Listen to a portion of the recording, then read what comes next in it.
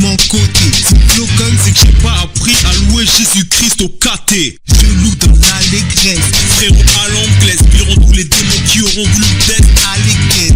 MC stylé, écrivant en studio. Voilà, abondante grâce à tous. Heureux de vous retrouver encore aujourd'hui pour la radio RSE et pour nos téléspectateurs également.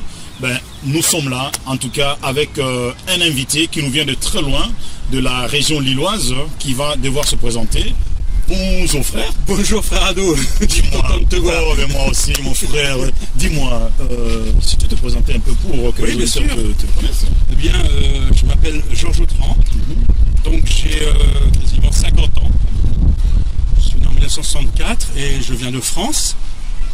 Donc je suis originaire dans mon arbre généalogique de famille plutôt protestante, la branche protestante, par mon père notamment.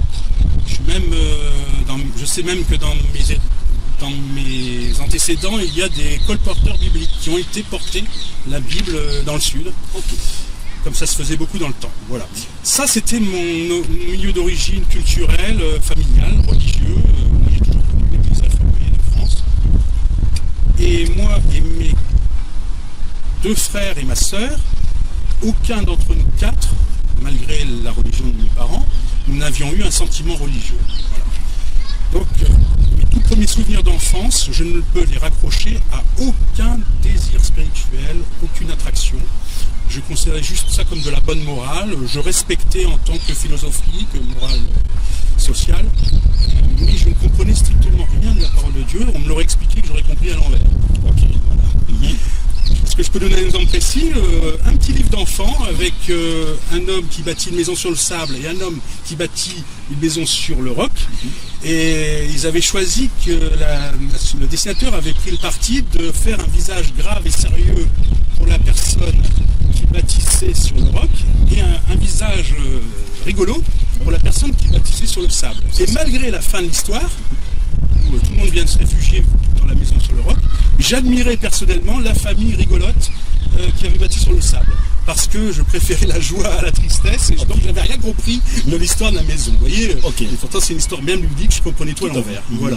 Ah, donc j'ai commencé comme ça, mais en enfance, jusqu'à l'âge où j'étais étudiant, donc à peu près vers 24 ans. J'étais à la fin de mes études, je terminais un BTS et je me prétendais athée, fier de l'être. Voilà. Et à la fin de l'année, j'étais amoureux unilatéralement d'une copine de classe. Et ce sont des sentiments qui n'ont pas été échangés. Et donc j'ai eu une rupture brutale, une désillusion. Et du jour au lendemain, j'ai basculé dans une très très très grave dépression. Ce qui était d'autant plus dramatique que dans ma famille, j'ai un frère aîné qui a aussi, pendant son adolescence, a basculé dans la schizophrénie. Et donc j'avais vu des délires, des crises à la maison. Et après, il avait été interné dans un grand hôpital. Et donc ça faisait partie de nos douleurs familiales, de notre poids familial. Et quand moi je me suis vu tomber en profession, ça a été doublement douloureux. Je souffrais énormément et en plus j'avais peur de devenir fou, comme je disais. Je sens que je vais finir à l'hôpital psychiatrique comme mon frère. Voilà. Donc j'ai commencé à connaître tout l'enfer de la dépression, les angoisses, la dévalorisation de soi, le dégoût de tout.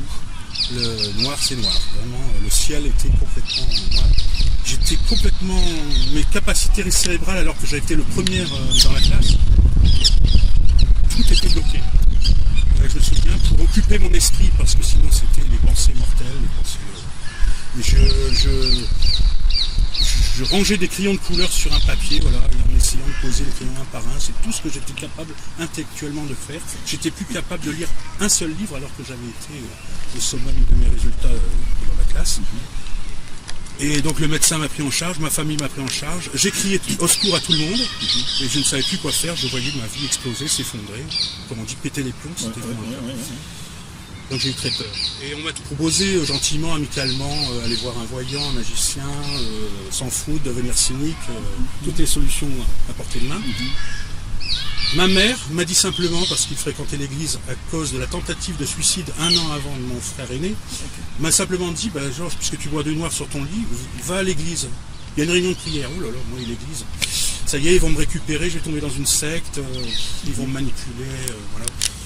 ça ne m'intéresse pas dans l'histoire. Mais vraiment, j'y suis allé parce que je m'ennuyais et uniquement parce que je m'ennuyais.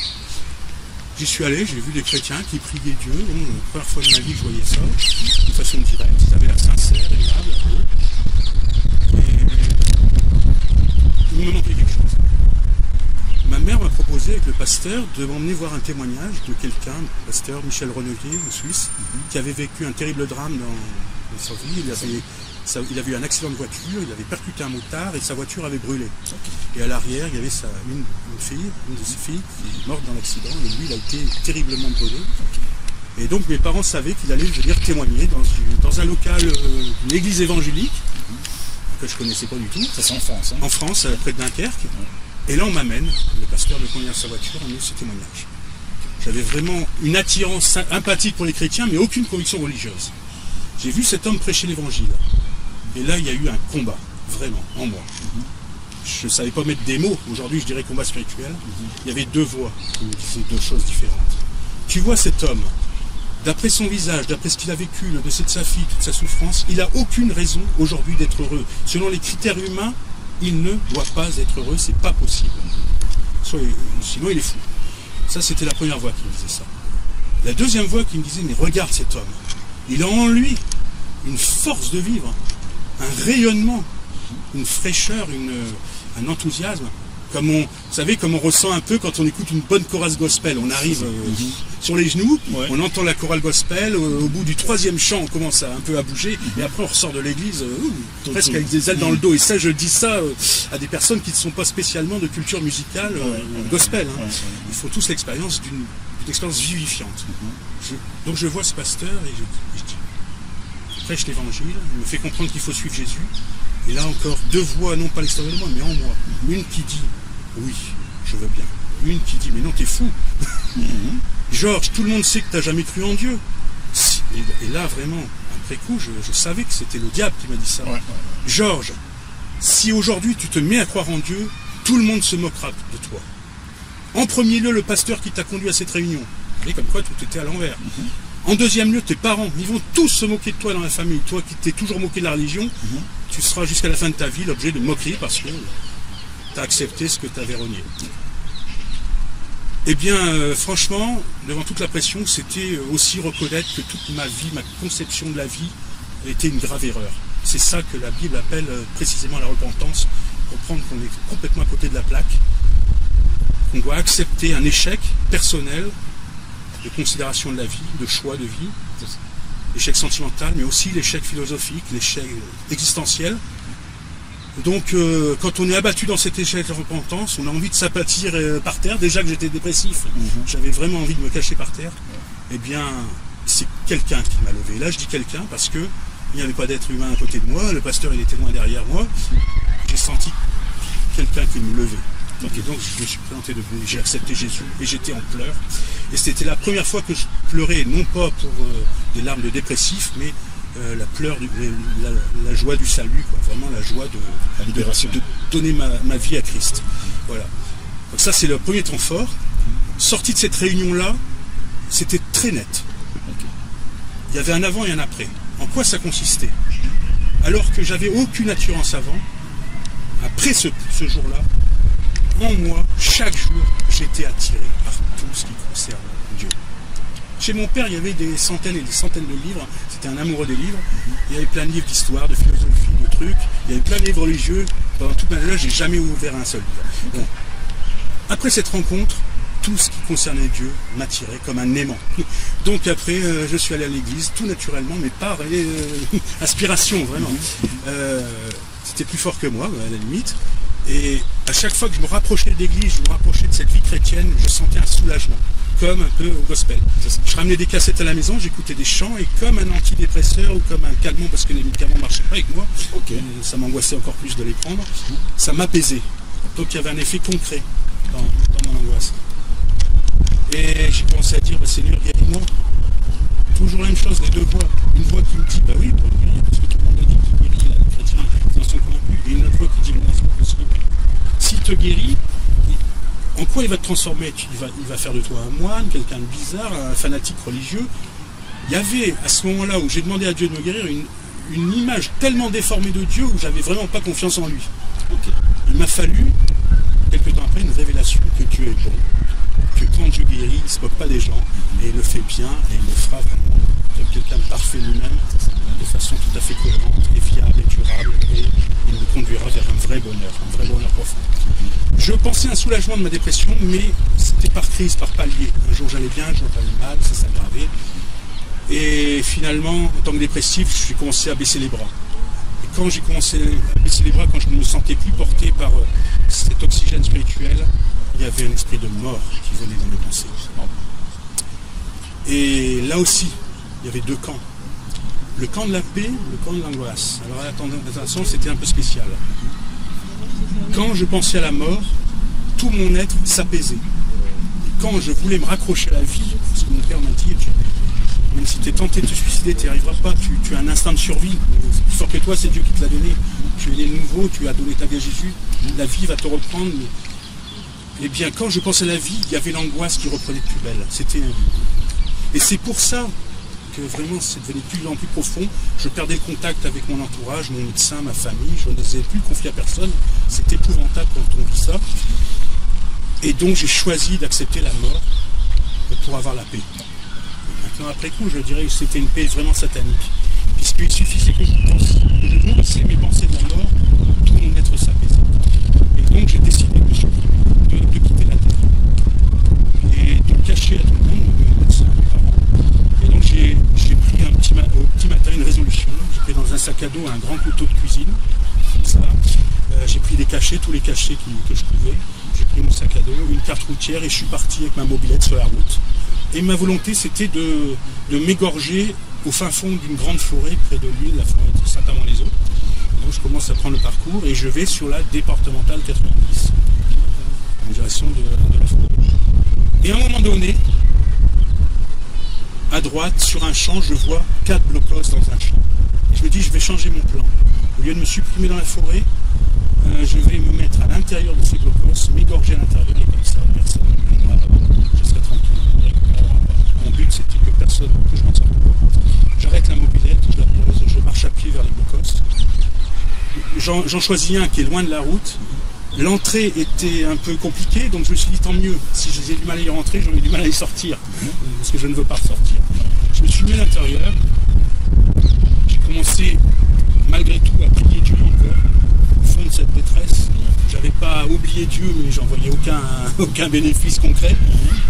Et j'ai dit, je te demande une seule chose, je ne veux pas aller en enfer. C'est tout ce que j'avais retenu de la vie chrétienne, tout ce qui me restait, l'essentiel. Et j'ai commencé à me couper les veines du cou, ici, voilà, avec le grand couteau.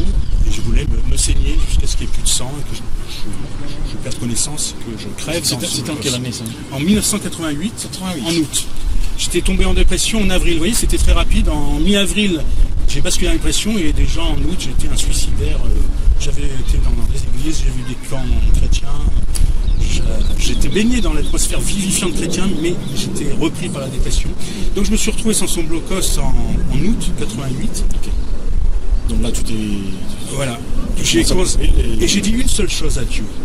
Et c'est là aussi, c'est surprenant, parce que dans mon état de dépressif, je ne pouvais pas lire la Bible, c'était pas possible. Je n'arrivais pas à aligner 2 phrases intellectuellement. Et avant d'en finir, j'ai dit simplement une chose. Oh Dieu, sauve mon âme. Et ne connaissant pas la Bible, et après j'ai découvert que c'était le psaume 116. Non seulement cette phrase, par exemple le second, mais tout le contexte de ce psaume, c'est quelqu'un d'isolé qui se sent envahi de tous les côtés dans un piège et qui désespère à Dieu. Oh Dieu, sauve mon âme. À ce moment-là, j'ai eu perte de connaissance, un blanc. Et je n'ai aucun souvenir conscient de ce qui s'est passé juste après. Mes veines avaient commencé à couler, et puis ça s'est coagulé d'un coup. J'ai vu, oui, il y avait 2 flots comme ça, et à un moment donné, ça s'arrête parce que ça coagulait. J'ai dit, non, ça ne va pas coaguler. Donc je me suis suspendu les pieds en haut pour que ça ne coagule pas, pour reprendre le... Donc je me suis à nouveau revidé du sang, et j'ai simplement dit, oh Dieu, sauve mon âme. Et j'étais suspendu les pieds en l'air et la tête en bas, et ça coulait. Le sang coulait, je dis, oh Dieu, mon âme, un blanc. Et je n'ai aucun souvenir conscient de ce qui s'est passé. Et quelques temps après, je ne sais pas combien de temps, minutes, heures, secondes, je me suis retrouvé dans le village à côté, dans une cabine téléphonique, complètement ensanglanté de partout, en train de téléphoner à mes parents, à ma famille. Et au téléphone, j'étais incapable d'expliquer où j'étais, tellement j'étais en choc. C'est pour ça que j'avais ramené le plan, pour vous montrer que vraiment, ça c'est des cas de blocos, mais la distance entre l'endroit des blocos ici, vous voyez le prochain chemin jusqu'au village, il y a plus de 2 km. Okay. Et je n'ai aucun souvenir conscient d'avoir marché ces 2 km. Mon seul souvenir qui est revenu, c'est dans la cabine téléphonique. Vous voyez, d'ici à ce village-là, il y a au moins 1 kilomètre, plus de 2 km à pied. Et donc on m'a ramené, ils ont réussi à me retrouver, je ne sais pas comment. Ils m'ont ramené aux urgences. Pavillon psychiatrique pendant 1 mois, je me suis retrouvé avec tous les dépressifs, les alcooliques, les toxicomanes. Et le pasteur qui me connaissait est revenu, il m'a proposé une cloche de salut, un foyer chrétien. J'y suis allé. J'étais un rescapé. En vie, je ne sais pas comment.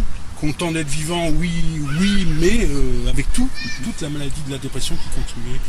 Et dans ce foyer-là, j'ai appris à me confier à Christ, c'est-à-dire à lire la Bible, seul, à prier, non, en groupe, là, j'étais accompagné quand même, avec des chrétiens qui m'ont montré l'exemple, qui m'encourageaient, qui ne pouvaient rien faire contre ma dépression, mais qui pouvaient quand même me conseiller de tout confier à Dieu.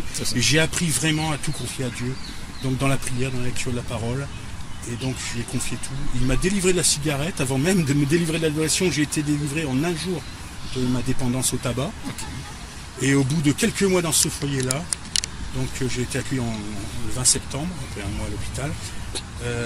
En mars, début mars, j'étais complètement guéri. J'ai pu trouver un travail, le Seigneur m'a donné un travail. J'y suis allé, non plus comme un dépressif, même un ancien dépressif, il n'y avait plus aucun symptôme. Et quand je lui ai raconté mon témoignage au travail, ils ne pouvaient pas me croire, les gens me disaient c'est pas possible. Et j'avais dit au Seigneur, j'accepte le baptême, à une seule condition, c'est qu'il me sorte de la mort. Je ne peux pas aller dans les eaux du baptême en ayant des pensées de suicide, c'est pas cohérent.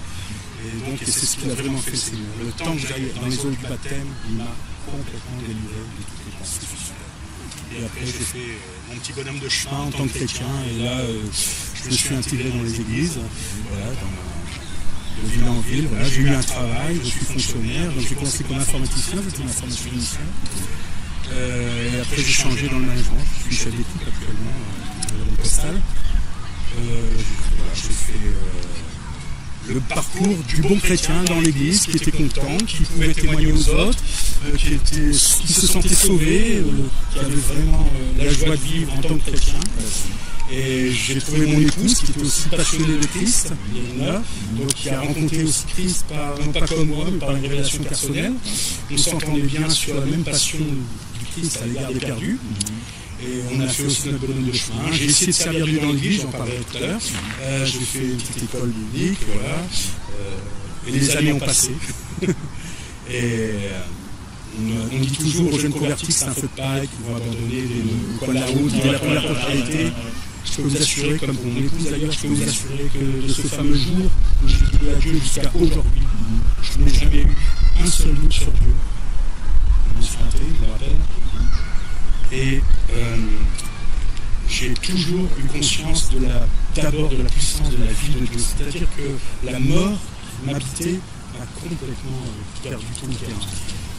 Il y a un verset dans l'Épître aux Hébreux qui dit que l'humanité quasiment entière a été tenue comme prisonnière, en otage de la crainte de la mort par un ennemi désigné, c'est marqué noir sur blanc, le diable, qui les a tenus toute l'humanité par la crainte de la mort, c'est-à-dire le chantage de la crainte de la mort. Et moi c'était le contraire, c'était la puissance de la résurrection. La puissance de la vie, qui est Christ. Il a dit que je suis la résurrection de Christ. Et aussi avec quelqu'un dont Farado, je suis sûr que vous allez me demander d'en parler, ce cher, cet excellent Saint-Esprit. Ouais. Mais dis-moi, quel a été le commentaire de ta famille, le membre de ta famille, du médecin aussi, et tes Seigneur, ils ont cru vraiment à Seigneur?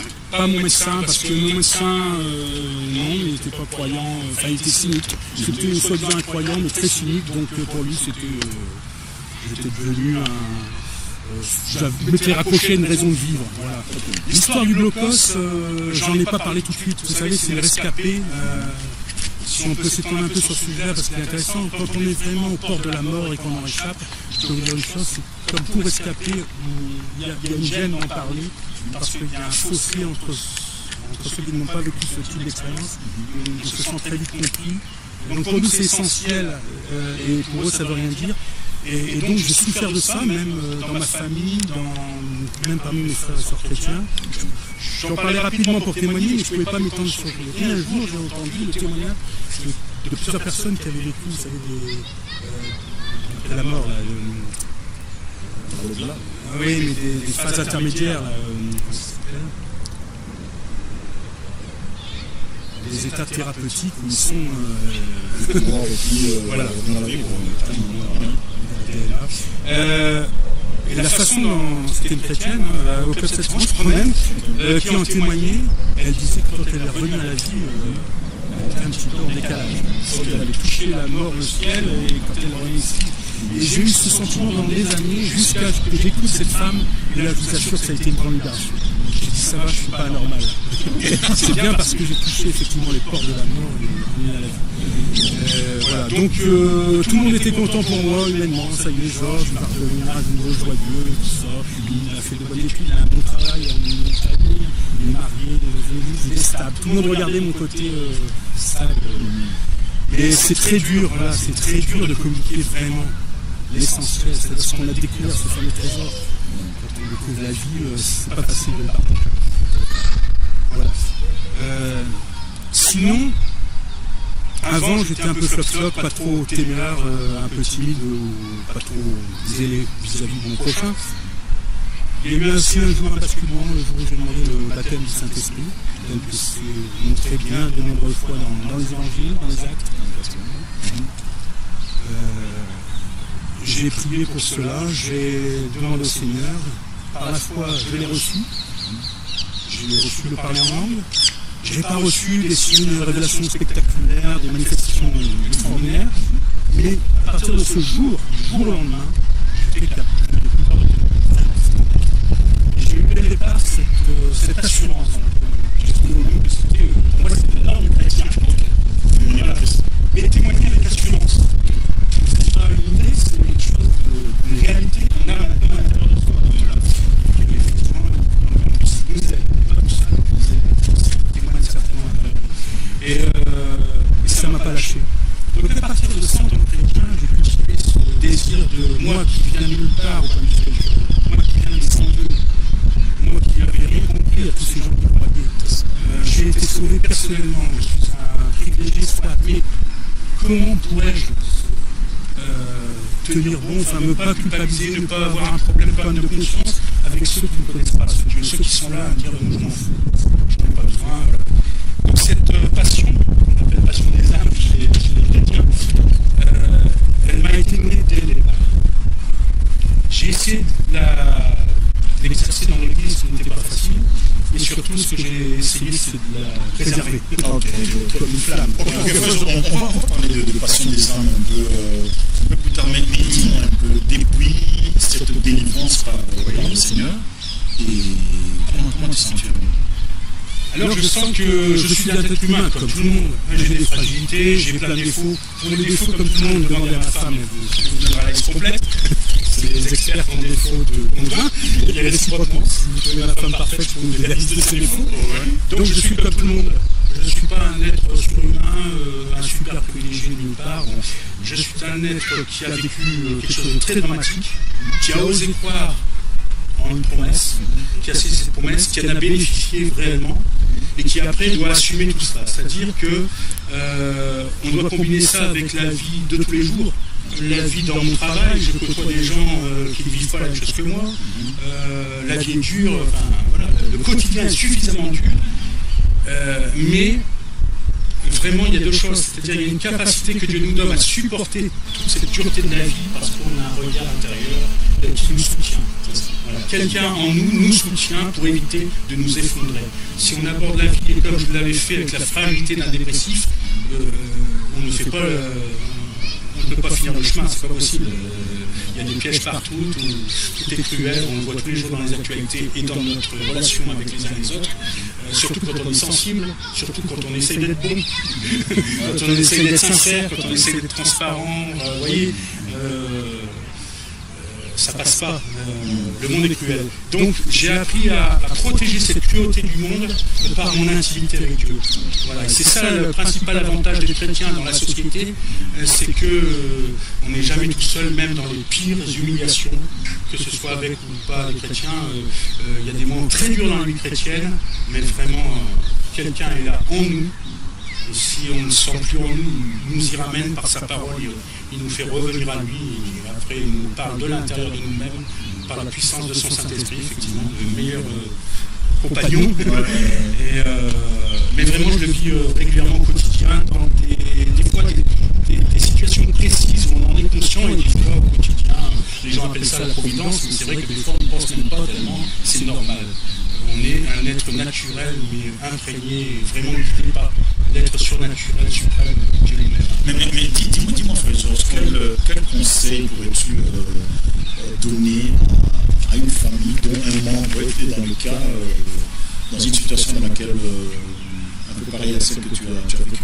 Voilà, alors il y a une partie humaine où les chrétiens ont été charitables envers moi. Les chrétiens que j'ai rencontrés m'ont bien accueilli, ils avaient compassion de moi, mais je n'oublierai jamais qu'ils ne pouvaient vraiment ne rien faire. Et même sans la foi, les médecins disent que c'est très dur de gagner réellement un profond dépressif. On se sent rapidement impuissant, et même des fois la dépression de l'autre nous atteint, va toucher des blessures propres à nous. Enfin voilà, c'est très risqué de s'approcher vraiment par la compassion de la souffrance dépressive. Mais il faut le faire parce que c'est un visage humain.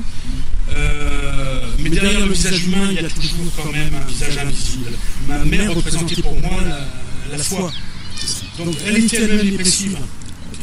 Elle souffrait elle-même, mais quand je l'avais devant moi, je voyais cette femme qui souffrait, mais qui croyait en Dieu, et ça m'aidait à tenir moi dans ma foi. Vous voyez donc il ne faut pas forcément associer la foi à pas de souffrance du tout. C'est là le piège. Alors bon, quand on n'associe pas Dieu à zéro souffrance, on finit par présenter un Dieu qui s'accepte dans la croix de Jésus, c'est-à-dire la crucifixion, il y avait bien de la souffrance. Et donc, moi, ce que je me souviens en tant que dépressif, c'est par exemple le centrer sur l'évangile, vraiment le ramener à l'évangile, où Jésus lui-même a vécu l'angoisse.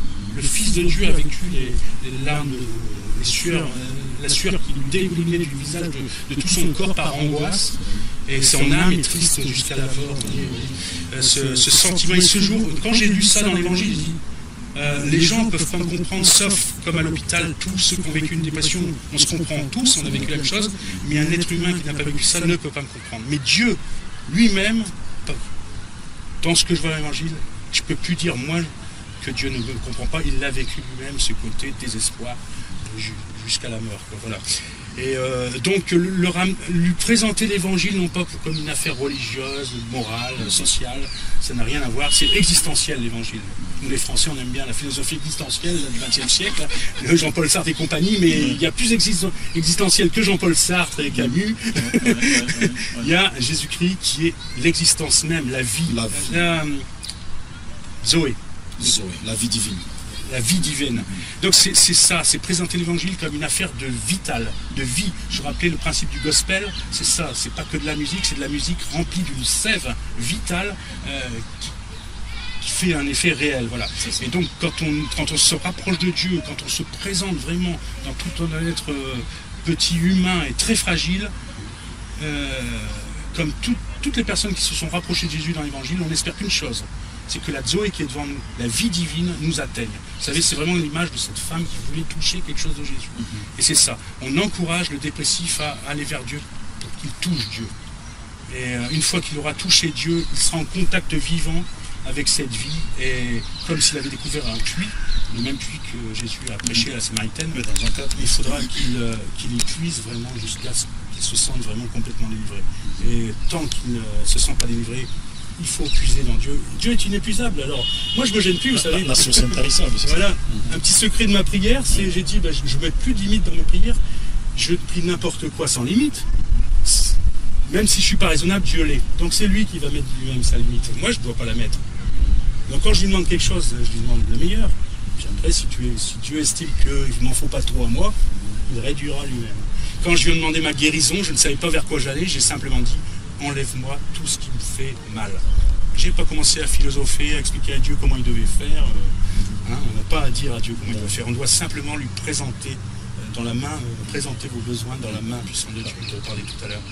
Et voilà, donc présenter une image vivante de Dieu, je vous conseille, et accompagner comme les gens qui accompagnaient le paralytique, en espérant conduire la personne vers Jésus. Le but, c'est que la personne ait vraiment un contact avec Jésus. Et par contact de vie, le plus fort, c'est la vie, et donc la vie va venir en lettres. Et là, après, il y a un processus spirituel de rétablissement que les médecins ne pourront jamais expliquer, ou alors ils auront l'interprétation. Mais après, vous savez, c'est de l'expérience. Donc on met tous les mots médicaux dessus. Le bonheur, ça ne se définit pas en termes médicaux. Donc quand on est vraiment vivant et heureux, c'est QFD. Ok, c'est ce qu'il fallait démontrer.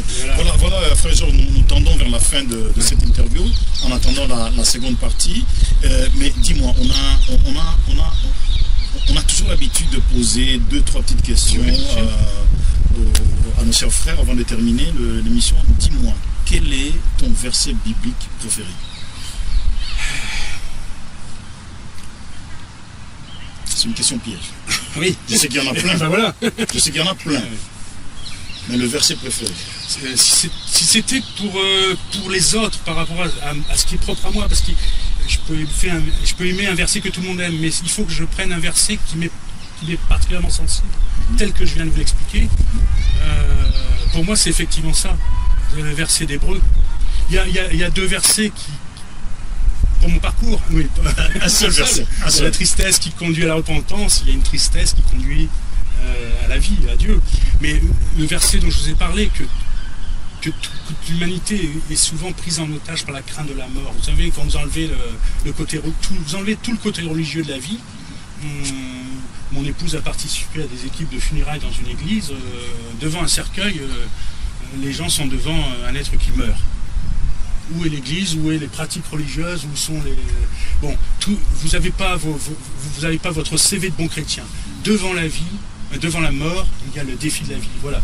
Donc c'est pour ça que le chantage que fait le diable, en se servant de l'humanité, en la trompant, en l'éloignant de Dieu, en la détournant bien sûr, le diable ne voulait pas que j'aille vers Jésus, et à travers moi, il veut que personne aille à Jésus. C'est son but suprême de révolte.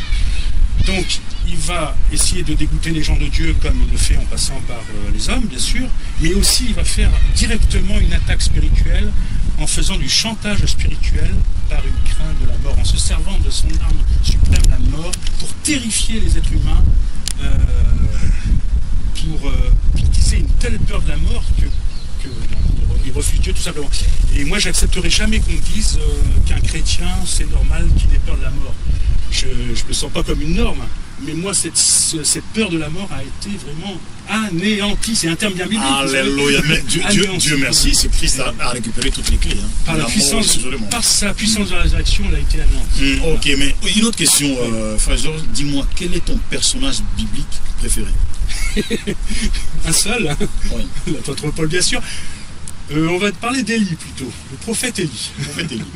Tu sais pourquoi? Oui, alors je l'ai découvert pas tout de suite. En 2-3 mots. Voilà. C'est un homme qui s'est consacré à l'intimité de Dieu. Voilà. Sa marque à Élie, c'est je reste dans l'intimité, je me tiens en présence du Seigneur dans l'intimité de Dieu. Même quand il fouille Jézabel, c'est... Non mais attendez, il avait perdu l'intimité. C'était son but. On peut faire des erreurs, mais on a des moments difficiles, mais on n'est pas toujours à 100%. Oui. Mais sa vocation, c'était de se tenir dans la présence de Dieu. Okay. C'était le sens de sa vie. On a parlé tout à l'heure des vocations. Il savait que son but, c'était de se tenir dans la présence de Dieu. C'est pourquoi il disait Dieu dont je suis le serviteur. Voilà. C'est ça. Et donc, il devait apprendre, il devait passer par un apprentissage de la présence de Dieu. Parce qu'en fait, l'image de Dieu même devait être transformée, d'où l'épisode du soupir inaudible, inexprimable. Voilà. Dans le rocher, voilà. On croyait que Dieu était ceci, cela, puis finalement Dieu se révèle dans le silence. Voilà, de façon insignifiante. Et donc pour ça, la présence et l'intimité de Dieu. Et à partir de l'intimité de Dieu, l'homme de Dieu peut se lever et toutes choses sont possibles. Élie a ressuscité des morts. Ok. Et aussi, deuxième chose, c'est un prophète de feu. Ok. D'accord. C'est un sujet qui me passionne aussi, le feu du Saint-Esprit. D'accord. Une autre question, dis-moi, quelle est ton histoire biblique préférée? Histoire biblique préférée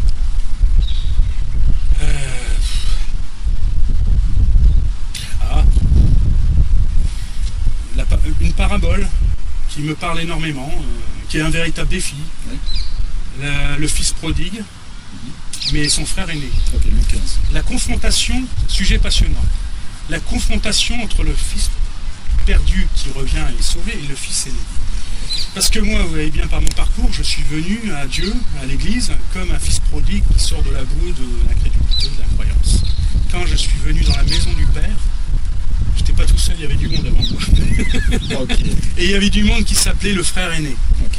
et qui venait de partout, des vieux chrétiens, de toute tradition, de toute origine, qui regardaient les jeunes convertis du temps où on se convertissait en 1988, et avec des frustrations de frères aînés, vous voyez ce que je veux dire? Ouais. Et alors, pourquoi c'est mon passage préféré? Parce que Dieu m'a parlé à propos de ce passage-là. Okay. Il m'a dit, on ne comprend pas ce passage comme on devrait le comprendre. Dieu, enfin le Père, n'a reproché qu'une seule chose au frère aîné, finalement. Il lui a traité, pauvre bougre, tu as tout à ta disposition, tous les trésors sont à ta portée.